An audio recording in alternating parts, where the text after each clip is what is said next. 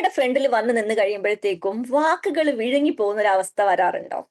എനിക്കും ആദ്യകാലത്ത് ഇങ്ങനെ തന്നെയായിരുന്നു. ക്യാമറയുടെ ഫ്രണ്ടിൽ വരുമ്പം വാക്കുകൾ കിട്ടില്ല. ആത്മവിശ്വാസം തീരെയില്ല. പക്ഷെ ഇതിനെ എങ്ങനെ ഓവർകം ചെയ്തതെന്ന് അറിയോ? അത് തന്നെ വീണ്ടും വീണ്ടും ചെയ്ത്. കാരണം നിങ്ങൾക്ക് വീഡിയോ കോൺഫിഡൻസ് കിട്ടണം എന്നുണ്ടെങ്കില് നിങ്ങൾ എല്ലാ ദിവസവും വീഡിയോ ചെയ്തുകൊണ്ടേയിരിക്കണം. ഞാന് എന്റെ കമ്മ്യൂണിറ്റിയിലുള്ള മോംപ്രനേഴ്സിനോട് പറയാറുണ്ട്.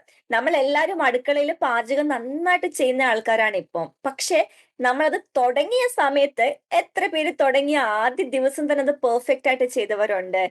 നല്ലൊരു ബിരിയാണി ഉണ്ടാക്കാൻ അറിയുന്ന ആള് അത് ചെയ്ത് ചെയ്താണ് നല്ല പെർഫെക്റ്റ് ആയിട്ടുള്ള ബിരിയാണി ഇന്ന് ഉണ്ടാക്കുന്നത് അല്ലെ? ഓരോ ദിവസവും വീഡിയോസ് നിങ്ങൾ ചെയ്തുകൊണ്ടേ ഇരിക്കുമ്പോഴത്തേക്കും അതൊരു പ്രാക്ടീസ് ആണ്.